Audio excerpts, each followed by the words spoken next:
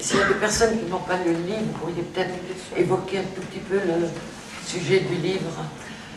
Alors, ça commence de façon la plus banale, peut-être. Hein, c'est l'histoire de souvenirs. Oui, enfin, c'est ces deux sœurs qui sont trentenaires, qui vont dans la maison de famille de leurs grands-parents. Leurs grands-parents sont décédés, elles vont vider la maison. Cette maison n'est pas revendue. Donc elles passent après leurs parents qui ont fait la même chose qu'elles. Elles viennent terminer le travail en quelque sorte.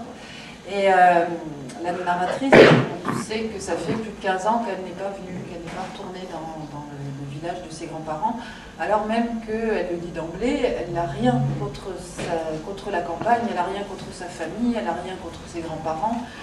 Elle a quelque chose contre elle-même, il y a quelque chose qu'elle ne se pardonne pas et qui s'est passé là. Et au fur et à mesure qu'elle vit la maison toutes les deux, les souvenirs forcément lui reviennent, ou plutôt lui l'assaillent. Et on comprend peu à peu qu'elle est venue pour se libérer de quelque chose, peut-être pour raconter quelque chose ou oublier quelque chose. Et elle va en quelque sorte profiter d'un moment comme ça de désœuvrement avec sa sœur pour essayer, je dis bien essayer parce qu'on en parlera, de raconter à sa sœur son histoire, enfin cette histoire qui s'est passée et que personne ne sait. Alors cette histoire, elle est là aussi, c'est pas une histoire voilà, qui défrayerait les chroniques. Hein. Simplement, elle qui est une adolescente solitaire, toujours plongée dans ses lectures, très en lien effectivement avec tout ce qui est naturel et aussi avec les animaux. Enfin, il y a des choses qui sont très importantes dans le livre qui ont trait à la vie animale. Cette jeune fille va pendant un petit moment partager les joies de sa sœur et fréquenter des adolescents de la colonie de vacances qui est dans le village. Il y a des petites histoires qui se nouent, des flirts, des amitiés.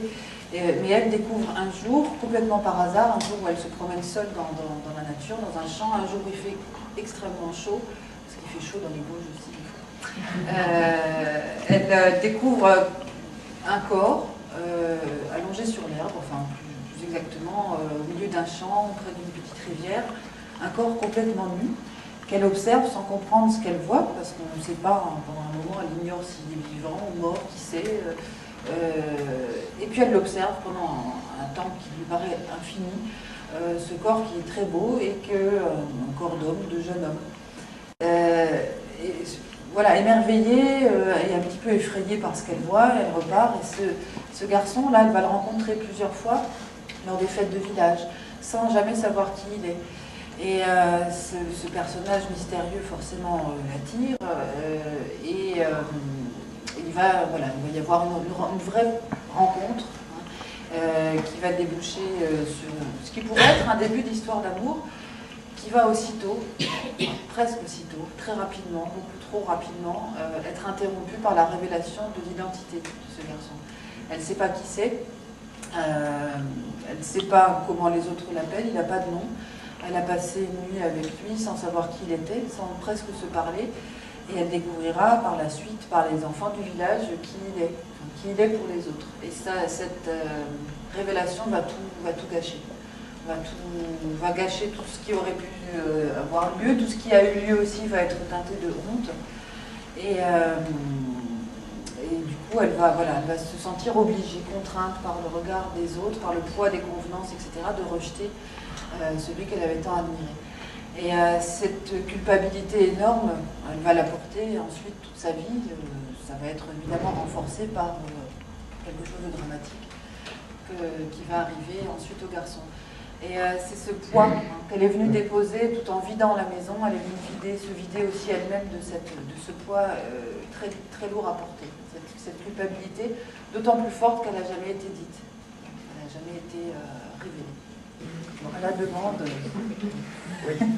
express. Bon, est-ce que je situe le passage? Oui, peut-être. Ah, oui. C'est donc la deuxième, enfin non, c'est pas la deuxième, c'est la troisième rencontre avec le garçon. Donc la première, c'est que je vous ai lu. Il y a ensuite un jeu qui va être un jeu organisé par la municipalité où les jeunes du village affrontent les jeunes de la colo et pendant lequel elle reverra ce garçon. Et pour finir, la fête de la colonie de vacances qui se termine, la boum, où sont conviés les enfants du village. et où elle va avec sa sœur, et où elle va retrouver le garçon. Alors, à chaque fois, il se voit par hasard, hein, donc il surgit là un peu de nulle part dans son habit militaire qui renforce cette idée-là que c'est un Midas.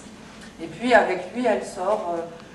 Il y a une histoire d'alcool apportée par lui ou par ses frères, et donc elle sort avec lui parce qu'il va montrer à des gamins du village, il va montrer où est cachée la bière, parce que c'est de la bière.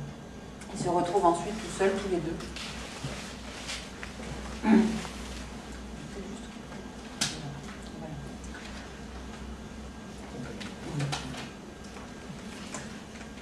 Il prend mon visage entre ses deux mains.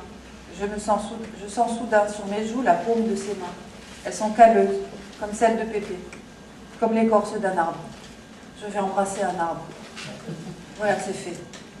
D'abord, c'est comme téter à nouveau le goulot de la bouteille de bière, de la salive acide, et puis ses dents pointues. Embrasser un chat. Des idées idiotes me traversent en pointillé. Mon corps a pris le pouvoir. C'est un putsch. Il brûle, imperméable à la fraîcheur de la brume sur l'herbe. Il n'entend plus les bruits de la boum dans la maison. Mon cerveau en est réduit à fabriquer des images absurdes. C'est tout ce qui lui reste. L'absence de pensée raisonnable. C'est à cause de cela qu'on croit qu'on va mourir.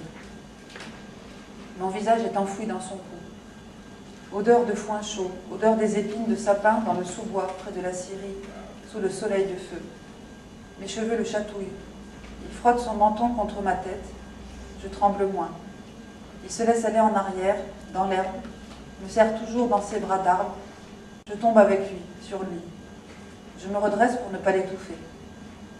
Ses mains me quittent et s'occupent de choses qui le concernent. Quand son sexe émerge de son pantalon de treillis, tout debout, tout près, j'ai pas de surprise. Plutôt l'impression que tout conduit là, tout mène là.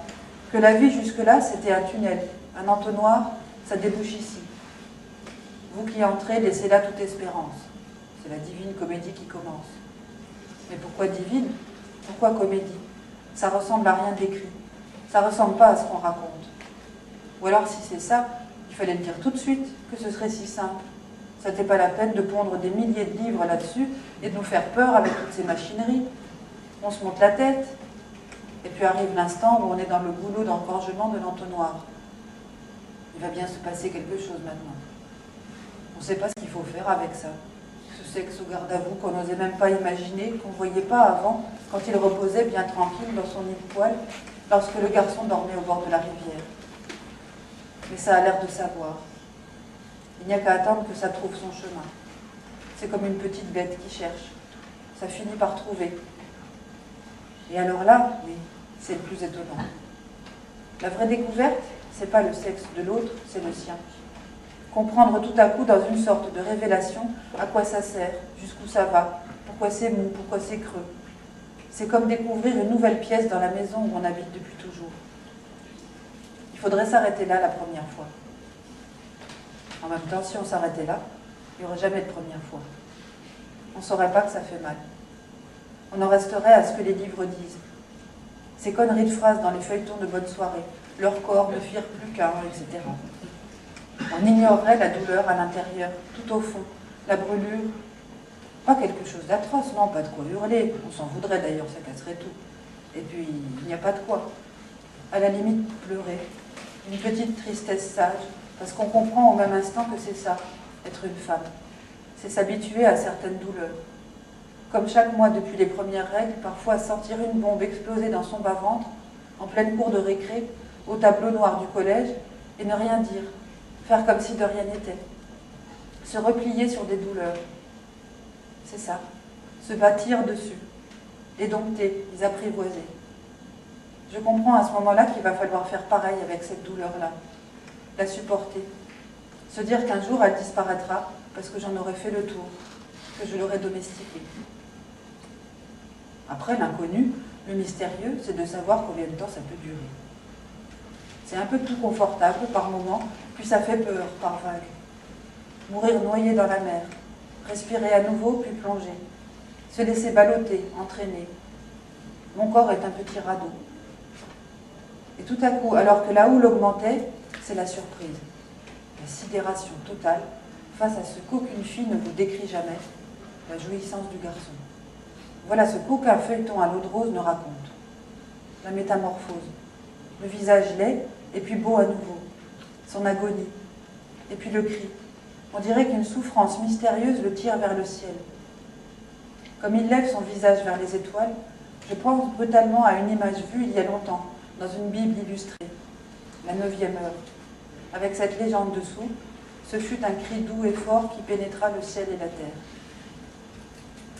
Mais tandis que ma mémoire m'emporte et cherche à me tromper, mon oreille reconnaît la musique de la voix, l'intonation, le gémissement, le râle. C'étaient les mêmes sous les sapins tout à l'heure.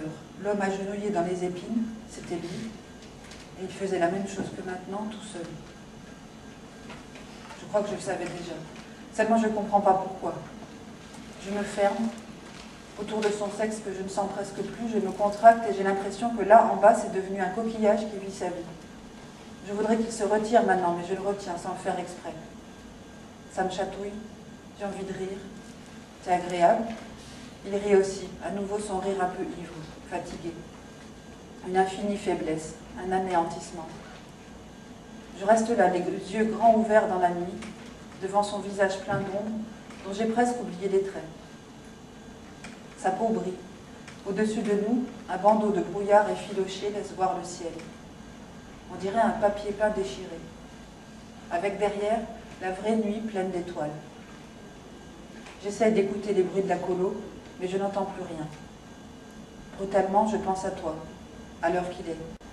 Kiki doit rentrer à 00h30. C'est son père qui nous ramène. Il faut filer.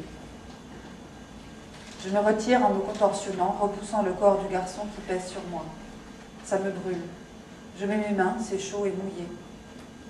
Mon sexe est endolori, il est comme une blessure profonde mais pas grave. Une blessure qu'on serait content d'avoir.